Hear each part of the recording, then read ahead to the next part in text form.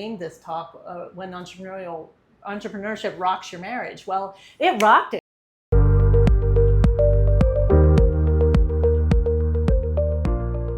We're coming to you here today from the Shed Advisor, Smart, Healthy Executives Deliver. At Shed Advisor, we want to equip leaders to be both smart and healthy, to know the technicalities, the skills of leadership, but also to be healthy leaders, because health really triumphs ultimately over smarts. Smart leaders don't always become healthy. Healthy leaders do tend to become smart. So we're paying attention today to both of those components of leadership because we want you to be able to execute in your business with excellence. I'm delighted to introduce to you today my friend Katrina Didot. She's here in Harrisonburg, Virginia as well, and used to run a fabulous little restaurant. My daughter worked for her. A lot of friends worked there, place we'd go and hang out, have lunch together. And she's transitioned to a little different stage of life, as have I, from day-to-day business execution.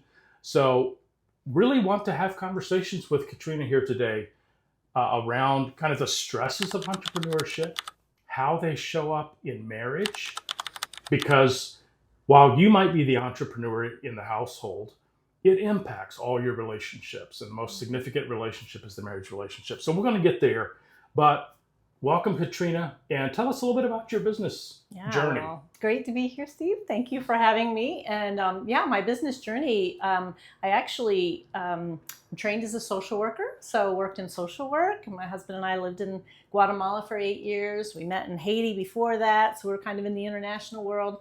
And moved to Harrisonburg, and long story short, I did some social work, had little kids, and I was like, ooh, it's a little too stressful to do that. So I opened a restaurant.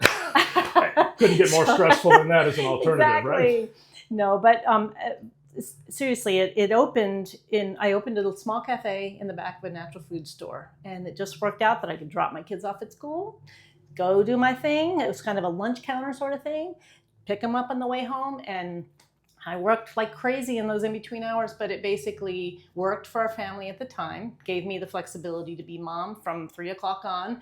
And I really thought it was just kind of something I'd do for a little while. Right. Well, a little while turned into almost 20 years. And we went from the natural food store to the farmer's market, then to a brick and mortar, and to a second brick and mortar, and then to a food shipping business, and then serving our elderly through Meals on Wheels. So what started out as a small temporary business grew. Really grew into complexity. Yeah, a lot of moving parts. Yes. And I think I really remember you from the farmer's market on. I don't think I knew about your business prior to that.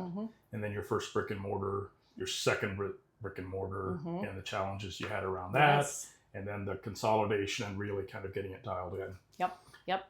So how did your husband, did he work in the business at all? Or was he just in a separate space the entire time? No, so yes and no. He had a separate career. He's more kind of a graphic design, video, media guy. Right. So he had a job, but he also is responsible for the beautiful look that we had. I mean, people would come in and say, "Are you guys a franchise?" Because we just had a really nice, crisp look. Yeah. And my husband was responsible for that. I'd have just thrown the food out there, but he really encouraged that we have a good, consistent look. Right. So we are both very entrepreneurial. So that it can be, I think I named this talk when entrepreneurship rocks your marriage. Well, it rocked it. I mean, he and we can just work together and really produce. Yeah. And then the time came when it rocked it, and we were like, "Oh my goodness, this isn't the kind of rocking we're wanting to do," and it really was a real challenge. Yeah, so we want to dive into that a bit. Whatever you want to kind of talk about in that space. Myself, when I meet with potential clients for U.S. implementation or for business coaching, I often like to have a conversation with the entrepreneur and their spouse together, just to kind of ask the question, if we were successful working together, how would you as a spouse who's not involved in the business, how would you benefit? And if we were to be successful in our time together, would you be happy with progress 2 years from now if it looked like what? Right. So it's Okay. kind of helpful to think about Giving them a that. vision, helping them. And I think the number one thing I've heard from Mhm. spouses who are not in the business is, I just want my spouse back. I want my husband back. Mhm. It's like Mhm. he's got a mistress over here. The business has just become his entire life. Yeah. And I actually married this person because I wanted to be with them, Mhm. and now they're gone. Yeah. Yeah. So is that stress? Is it time management? Is it just the nature of entrepreneurship? How do we get to that place as entrepreneurs? Well, it's interesting. I'm setting you up. This is a softball pitch. Actually, I think your traction stuff that you do, that's a big piece of how you get there, because until you have your business kind of managed and in a way where you're working on the business, not in the business, all that stuff matters so much, because you cannot walk away.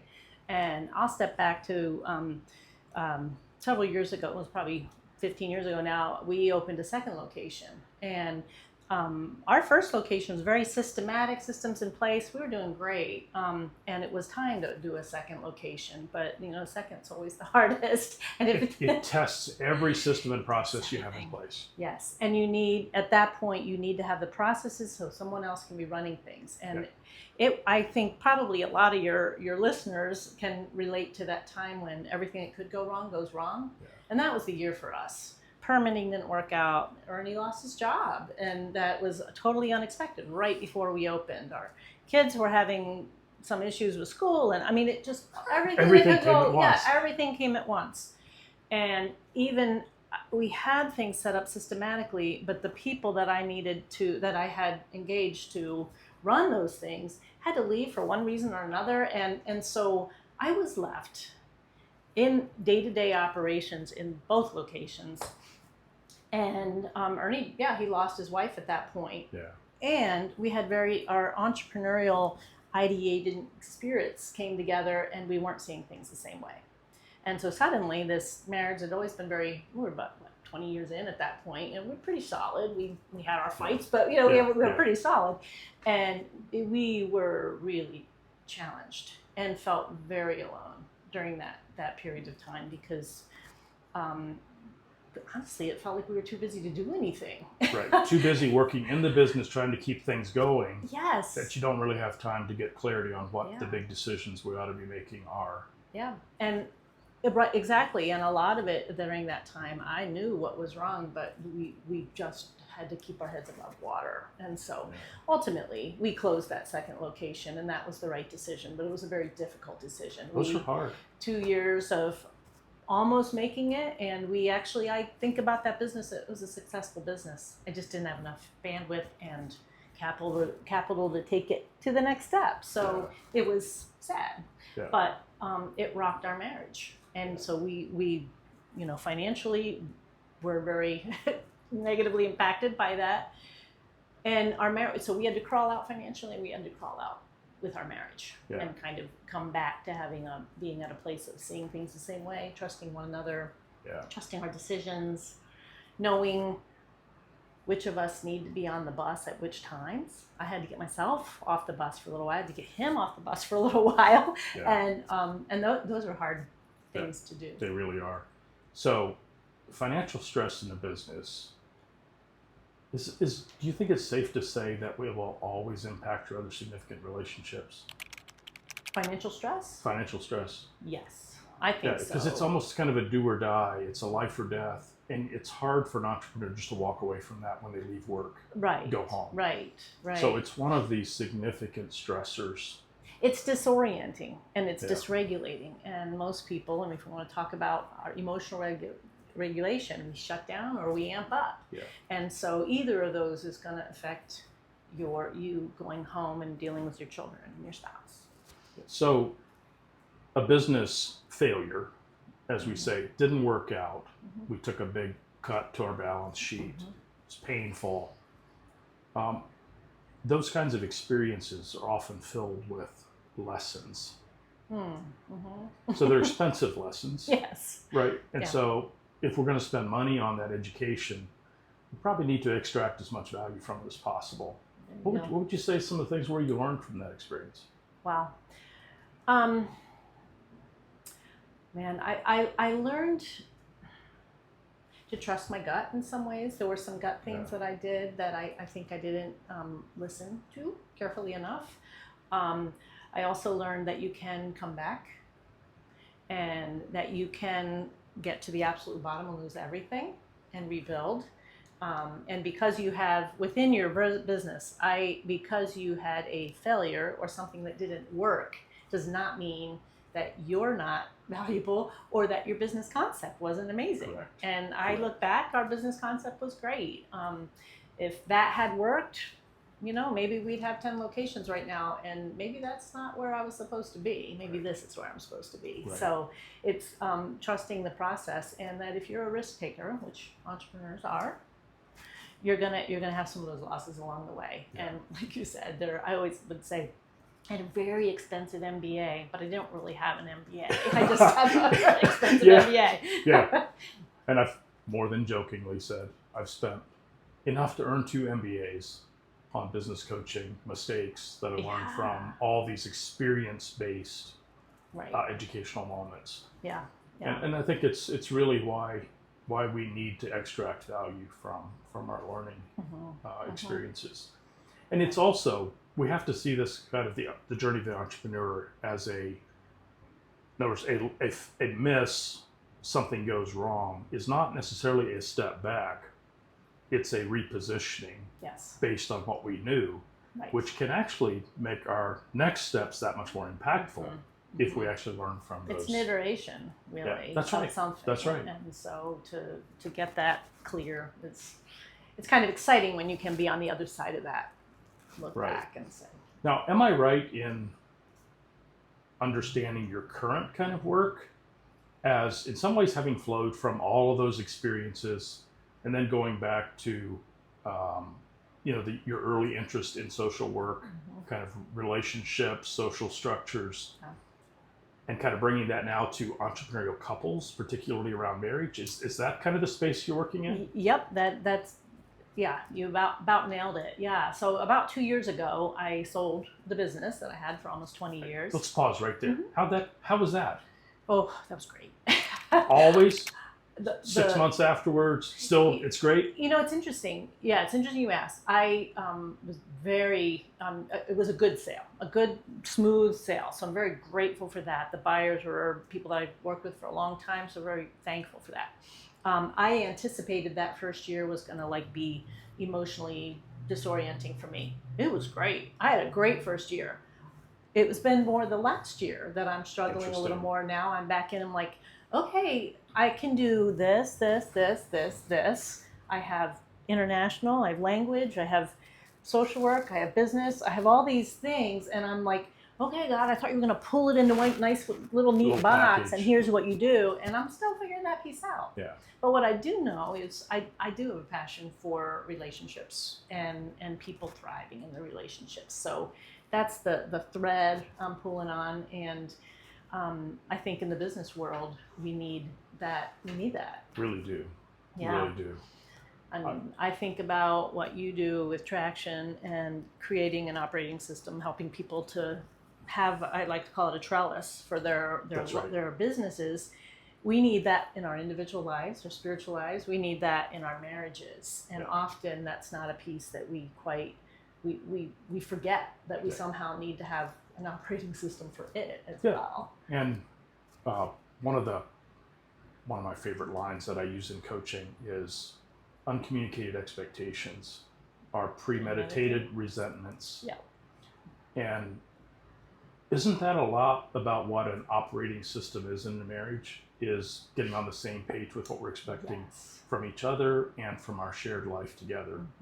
And because we come into these relationships with all kinds of assumptions. Right. And which change over the years with circumstances. And that's exactly it. So if you don't revisit that frequently, your yearly meeting, your weekly meeting, all those things. Yeah. So let's start talking a bit about what you're doing, what you're seeing, what you're experiencing. Yeah, thank you.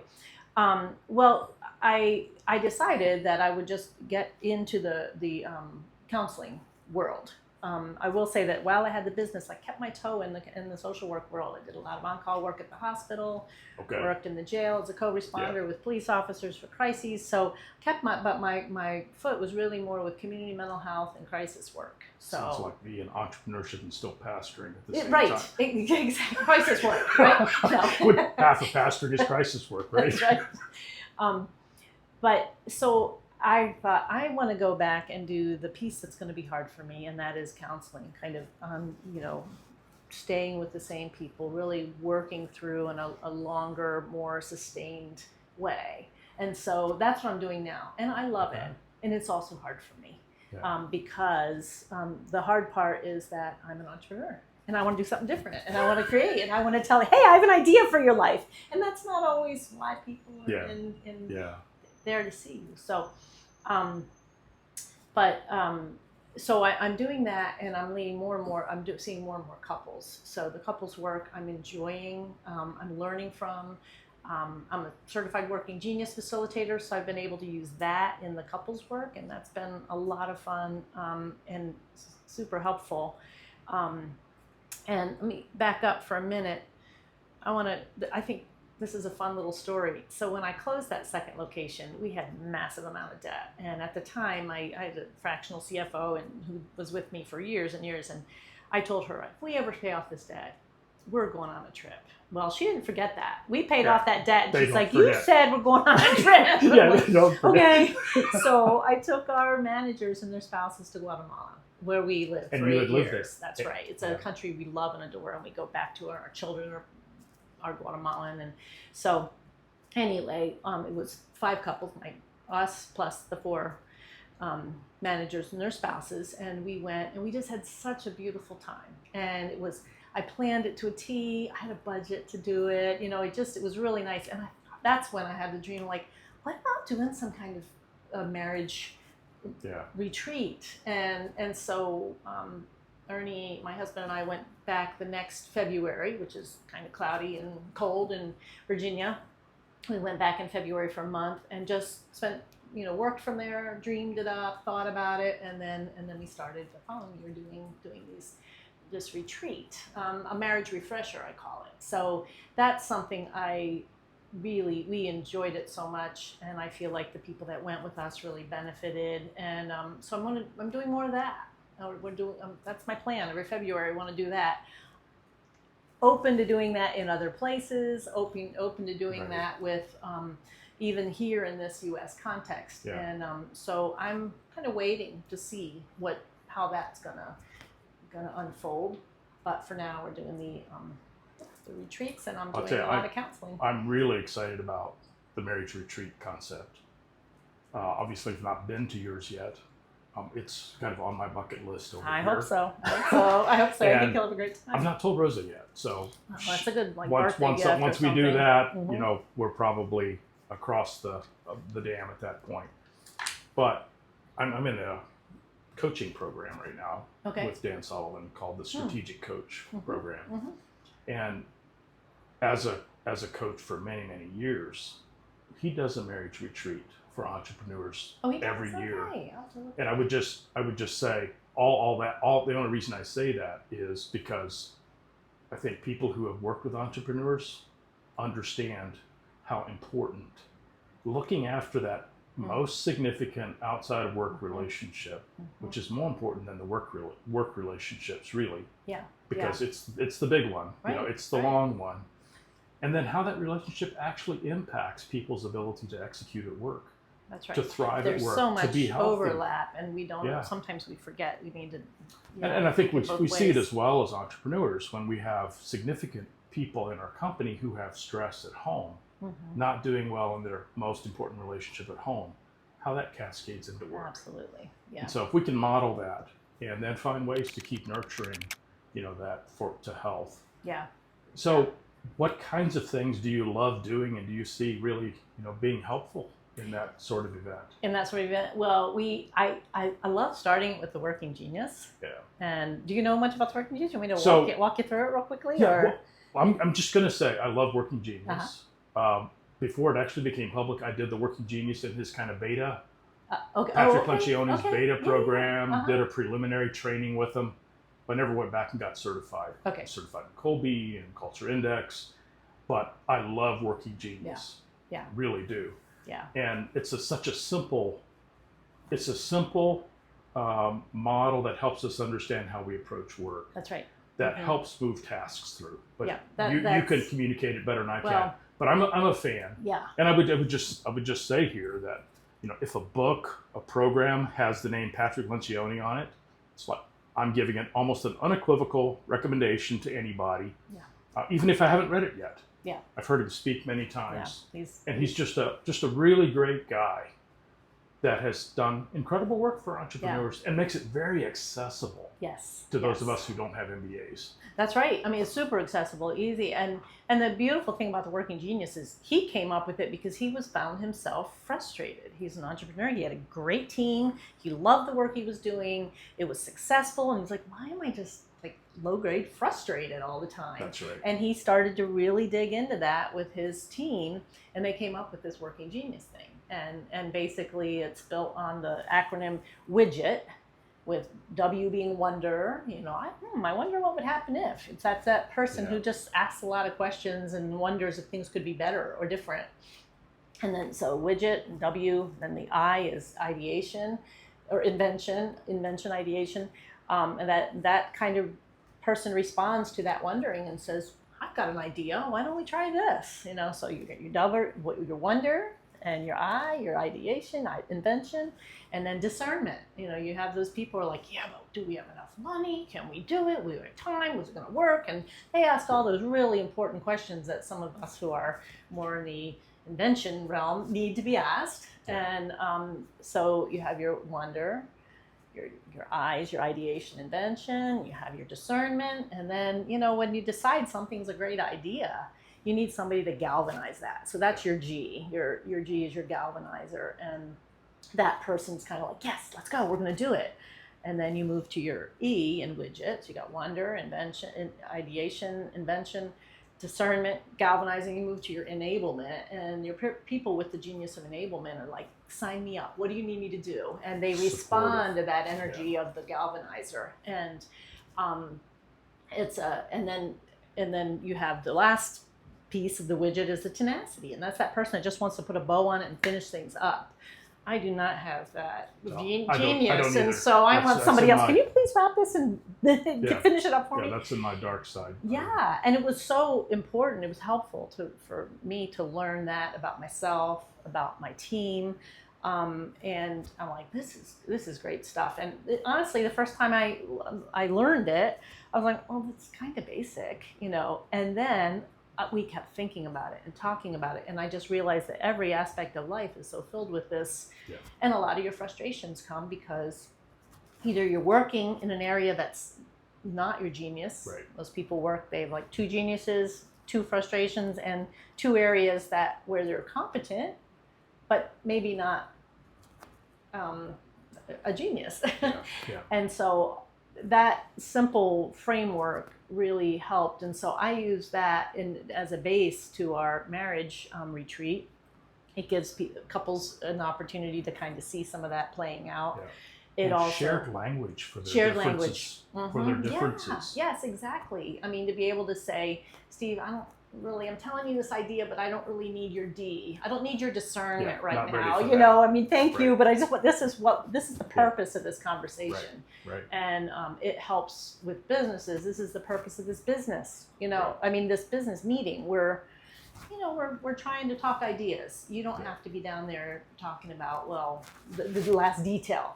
That's at the weekly meeting or whatever. So to be able for people to be clear, like, what altitude are we at? What are we talking about here? And that's so important in marriages too. So it gives a couple something to kind of hold on to in language. And then with the marriage retreat, it's couples that don't necessarily know each other going together. So right on the front end, I make a team map, and we kind of point out like, okay, here's what some of the things, dynamics you might see based on this throughout the week. Who's going to be kind of gathering people, who's galvanizing, and who's the person that stays behind to make sure the dishes are all put away, and that one person's not doing everything. And so that's been a fun tool. So in a sense, you use the working genius like you would in a leadership team with a group of people that comes together. That's right. To spend kind of a retreat time together. Yeah. So, Goleman, I think, says, number one, essential for emotional intelligence is to know yourself.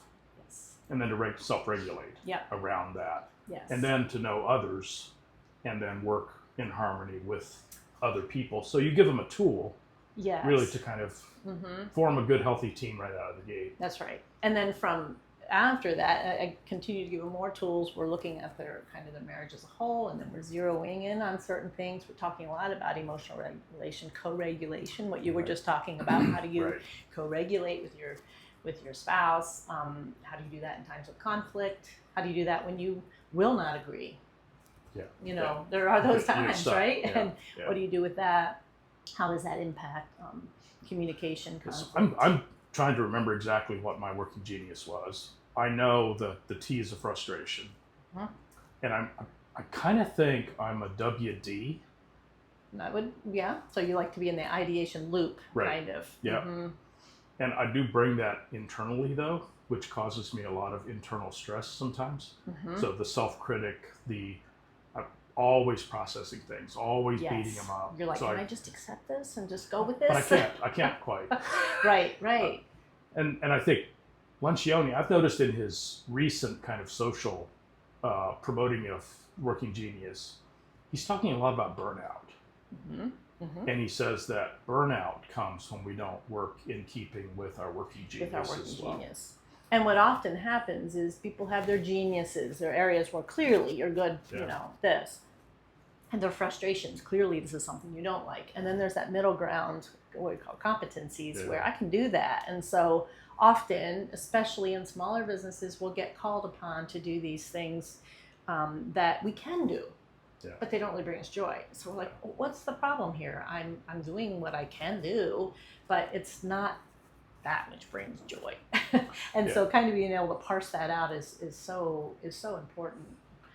And like you said you sometimes are like a self-critic. I think a really cool thing about the working genius thing is that it kind of helps with that guilt and judgment, because you can say, that's kind of where I live, and I do need these other geniuses, whether I'm going to buy them or borrow them, or whether it comes from my wife or my coworker, to help me to not criticize myself, because that's who I am, and that's what I bring to the table. And it's not that I, at some point in life, said, I'm going to choose what I want to be. It's like, I was designed this way. I was the psalmist. I was knit together in my mother's womb like that. That's right. And so was your wife. I can talk. And so was your wife. So so you're tempted to be judgmental about how she is or how somebody else is. You're like, she was also designed. Yeah. Just that same way. And is it fair to say that most couples are actually attracted to people who hold different geniuses from them?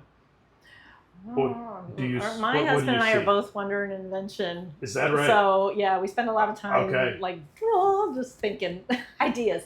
That's interesting. But I think often that is the case. Yeah. I think that's right. Very interesting.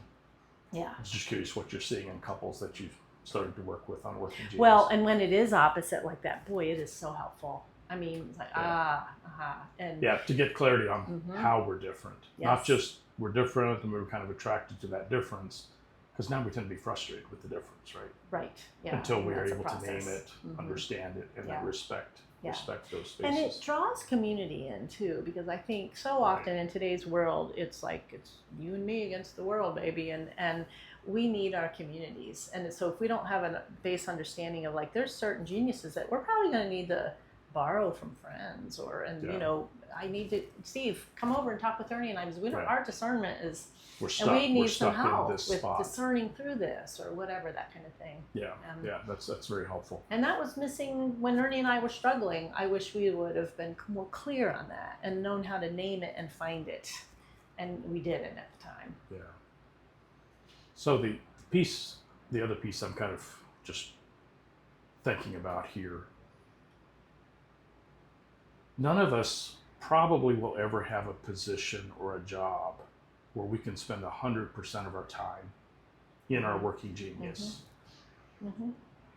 Do you have any kind of ratios you think that are healthy ratios versus and sustainable ratios?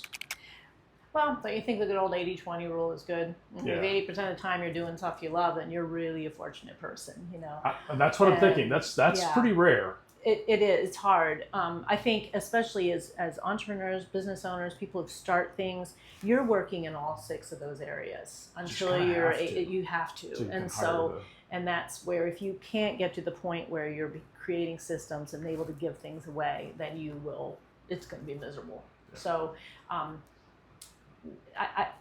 it comes back to I'm giving you a lot of what's the word I'm looking for, credit today for the traction stuff, because I think so much of it is built on finding the systems that work that you can work within, and then you're able to see it from a different angle and we operate differently. To just piggyback on that, we started running our company on EOS, the traction model. Well, I'm trying to think now, that's 8 years ago. Okay. Maybe longer than that. Had a lot of the pieces in place, and we found some missing pieces that EOS brought us, so we just bought the package. Kind of embraced the package. Yeah. It wasn't too long after that until particularly 2 of my leadership team started using the same system for their families. Nice. At home. So. And just pick the pieces. We have an issues list. Teenagers in the home, we've got a board of issues list. You can write down anything you think we ought to talk about as a family, and once a week we're going to sit down and we're going to decide which issues we're going to walk through, discuss. Love it. And we've got a scorecard. How we doing? And then spilled over into marriages. At least a simplified form. Let's get on the same page with what's most important to us. Yes. What are our current priorities versus the ones someday we'd like to have this as a priority. Yeah. Someday we'd like, but it's out our 3-year picture. Yes. It's not right nearby. Yeah. And then I had the most remarkable conversation. Was at a business event, and one of my CEO heroes, Al Mulally. I don't know if you know the name. I don't know the name. So he came from Boeing to Ford. Okay. Became CEO of Ford from outside the auto industry. Yes. Which was unheard of. Okay, so all the media just said, this is crazy. Well, he was speaking at an event, and I loved his book called American Icon. It's a biography that tells the story of his time at Ford.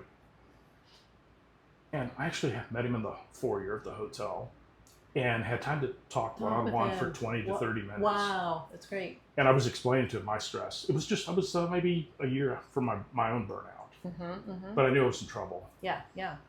And so I was just probing around a bit. How do you navigate the stress of business leadership? And he told me one of the things he figured out very early is pick one way of doing business. Find an operating system that works for you. That works for you, and then use it everywhere. So he said the nonprofit boards he's on, he uses it. His family, he uses it. Marriage, he uses it. Business, Ford, he uses that. And so it kind of declutters your brain. Yes. And gives you a way of working. And it's not like there's a right way of doing it, but you have to pick one. Yeah. And if you don't, you spend so much energy waffling back and forth trying to sort through this. Yes. And so find a way that we create shared expectations for how we're going to make our decisions, and then how we're going to set priorities. Yes. So I love that. And of course, I'm always happy when somebody else reaffirms what I kind of hold to be true. Sound good. And what I'm thinking is you're saying that. So you're saying you kind of take it for your business. You've got this overarching operating system that starts to trickle down into your family life. I have found that some of the spiritual direction work I've done personally in working through what is my rule of life or my trellis for my life. And that's kind of come the other direction, like, okay, the marriage needs that too. The marriage needs to be part of that. The business needs to be part of that. So it's sort of the same thing. What is our individual operating system, our family, and is the marriage part of it? Is that relationship, the family, is that part of it? It's the spiritual direction side really is rooted in values, Mm-hmm. and Yeah. those values have That's to right. permeate, because that's another source of frustration and burnout. So when we find ourselves in an organization or role that continually compromises our values, Yeah. it just drains Yeah. the energy right out Yeah. of you. Like rest. I mean, rule of life. There's the trellis of a spiritual trellis is going to encourage rest along the That's way. right. And if I have a space to rest, I'm going to probably rest at least some of the time with my husband. Right. And that's going to bring the health that we need. Right. And the business without an operating system is going to pull totally away from that. That value isn't in place. Yeah. You're in trouble. So we're getting toward the end of our time. We're not there yet. Yep. So what's burning yet that you would like to talk about? Well, one thing, I mean, I brought up this marriage refresher retreat that we've done so much, and I'd like to do more of it in different settings. And one of the things I love about what we're doing in Guatemala is that people are actually going and they're learning a new place. So all along, it's not just like classroom work and then let's go out to eat or whatever, but it's very integrated. All the work that we're doing with the couples is integrated into some of the tourism piece and everything. So that's a fun piece that I've really enjoyed. Space matters. Space matters. Matters a lot. Yeah. And so to be in a different space. Yes, and a beautiful space. Opens up your mind and emotions to considering different ideas, seeing things from a different perspective. Yeah. Sitting, watching a volcano erupt. I mean, there's a live, 2 active volcanoes near Antigua, so one of them you're just able to just watch. So I should take life insurance policy out before it's I not completely. that close. Okay. It's far enough away that you don't have to worry. Okay. And the prevailing winds go the other direction. Now, when we hike the volcano, we have to be careful. Yeah. Yeah. So, I just, it's fun for me to talk in this setting. I think I have found that the business concepts, that kind of thing that I've learned over the years, have influenced me so much in terms of the way I see the world of counseling that I'm in right now. And a lot of it is exactly what we're talking about. Is like, how is your life built for you to find contentment? Is your life built so that you are not creating anxiety? I mean, we talk a lot about anxiety and depression in this world, and if our internal, external, if our individual operating systems are not well-rounded and solid, we can't beat it. Yeah. And so, you said an interesting word that I have been reflecting on quite a bit the last 6 months, but then it really got activated in the last 2 weeks. So the last 2.5, 3 weeks, I've been coast to coast. Okay. I've been in South America, Colombia, Peru, and within about a week and a half, I was in a community in Peru that clearly in the bottom 20% of the world economically. Okay. Not bottom 5, but bottom 20. Okay. Dirt streets in the city, gullies, people just very carefully, navigating. A lot of people living in generally open air spaces with just a roof. Okay. It's quite different from the Where average American life. And then I also spent a full day with a group of entrepreneurs that are clearly in the top 1% of the world economically. And I'm thinking this word contentment, something I've rarely had. I'm driven, always more, better, faster. It's been kind of the inner mantra most of my life, and I'm trying to do that. But the people you encounter in both of those spaces, who seem to have joy and just a sense of well-being. It's not the situation; it's contentment. It's their attitude about their space. And so that spills right into marriages. Content with our lot in life, the space we're in with each other. Yes, yeah. And it's the trajectory that we're on. And I blessed to have 2 parents. My dad died about 2 years ago. My mom at 90, almost 95, is still living.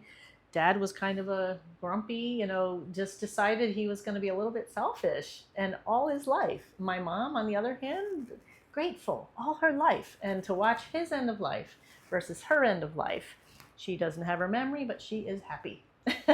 and there's this, we start with these really tiny decisions that we make in our life, and it's a trajectory we're on, and we do have to train our brains. I mean, we know there's neuroplasticity. We know that our brains can be retrained.